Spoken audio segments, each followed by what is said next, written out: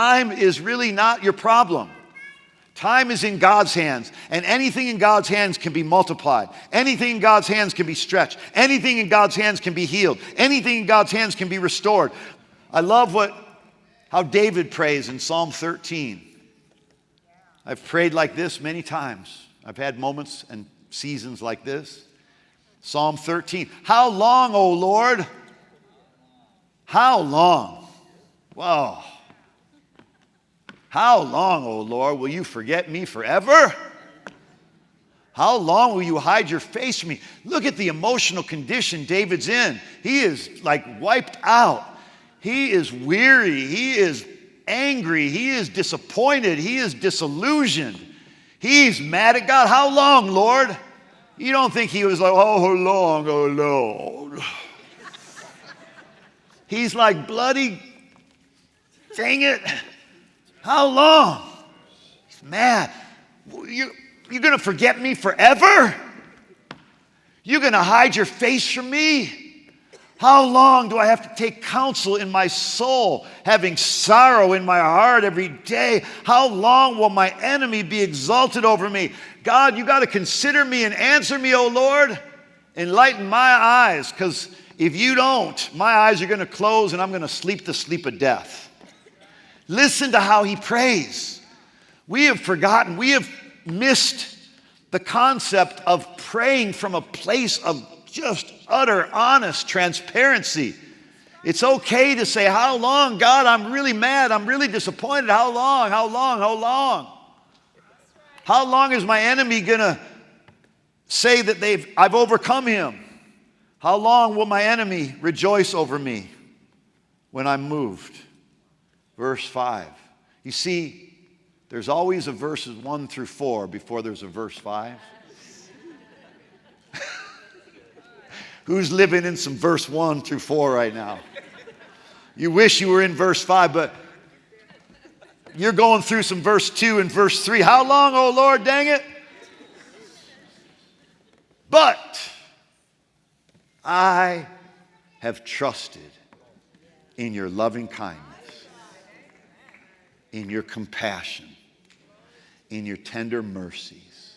My heart shall rejoice in your salvation. You know, you can believe two things at the same time. I'm really going through it and I don't feel like God is involved at all. And I'm going to trust in his loving kindness anyway. It's okay. If you're always trying to sanitize your life and make it so that you never feel these things, that's just fake. That's not real. You will feel these things.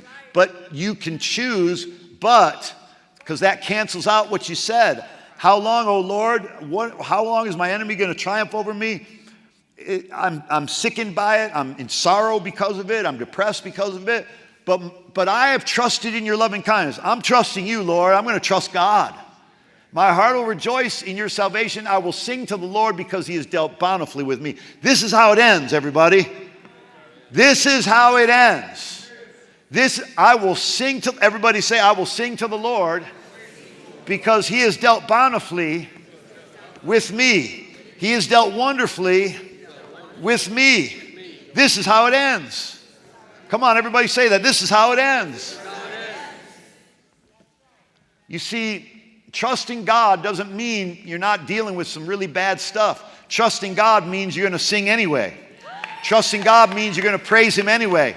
Trusting God means you're going to declare it anyway. Trusting God means you're going to show up for church anyway. Trusting God means you're going to be generous anyway. Trusting God means you're going to serve and put a smile on your face anyway. You're not being a hypocrite. You're being a man or woman of faith.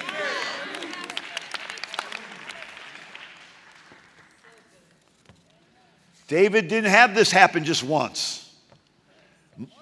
So many of his psalms are from this place of despair and brokenness. Psalms 56 verse 3, my enemies pursue me all day long. Many proudly assail me. When I'm afraid, I will put my trust in you. In God, whose word I praise. In God I trust. I will not be afraid. What can man do to me? What can mere man do to me? Woo! Time is in God's hands. Time is a created quantity. It's a created thing. God created time. God didn't have time. He created it for us. Time is irrelevant to God. A day is as 1,000 years, and 1,000 years is as a day to him. So he doesn't look at things the way we look at things.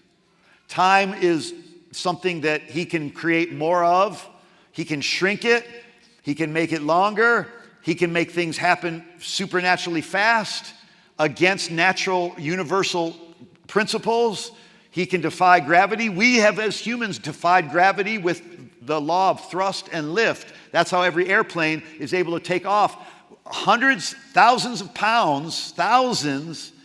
pounds that this plane is made of, and yet it defies gravity. One discovery, one breakthrough discovery defies another discovery. We will realize that prayer and trusting God will be a breakthrough of thrust and lift, like the plane was to those that started out walking.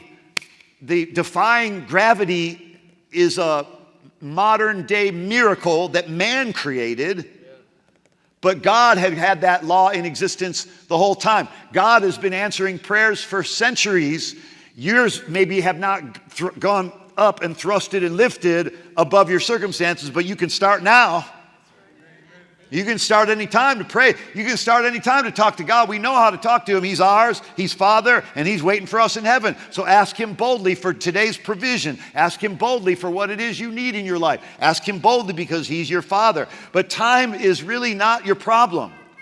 Time is in God's hands, and anything in God's hands can be multiplied. Anything in God's hands can be stretched. Anything in God's hands can be healed. Anything in God's hands can be restored. The real goal in life is not to have more time or more money. It's to have more trust in God's hands and put more things in God's hands. The more things you put in his hands, the more miracles are going to happen. You give them 5 loaves and 2 fish, you can feed thousands. You give them 20 loaves and 20 fish, you're going to feed millions. Who knows? You see, anything in God's hands is more powerful than when it's in your hands. If we will take care of the trusting, God will take care of the timing.